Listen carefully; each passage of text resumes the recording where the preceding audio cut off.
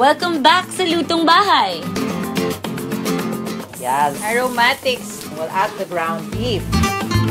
Rosemary. And Basil. Dami ng Yung mixed herbs. Parmesan.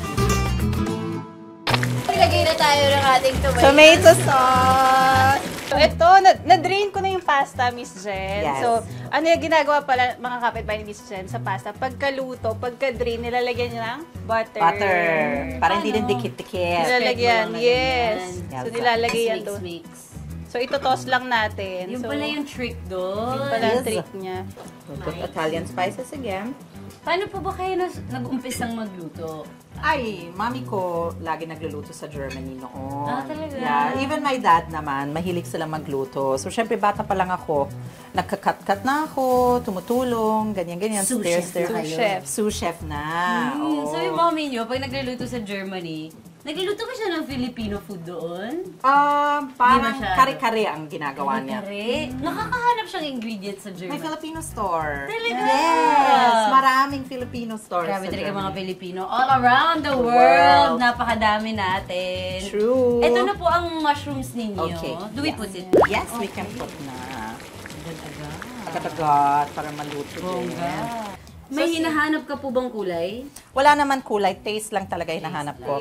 Sir Jules, bilang hindi po kayo nasa showbiz, naging mahirap ba sa inyo yung pagtanggap ng trabaho ni Ate Jen? Or pag-intindi? Hindi naman. Kamusta po ang pag na may asawa kayong artista or kilala? Nasasanay naman. Nasasanay ka rin naman. Eh, nung That una. people really Nung approach una. you. Ganyan. Hindi ka ba proud? Nung una.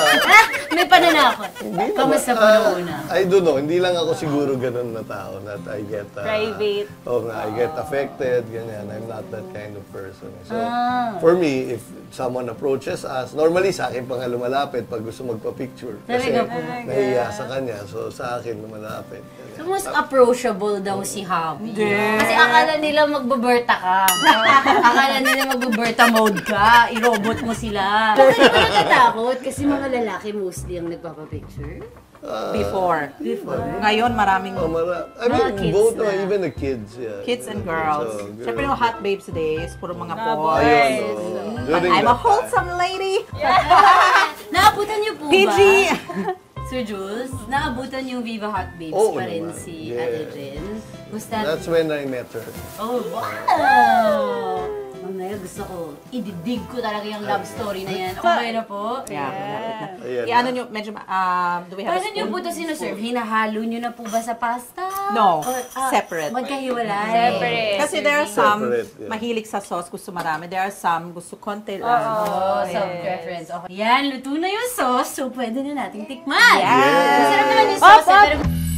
Hindi na ako makapaghintay na matikman ng spaghetti ni Ate Jen.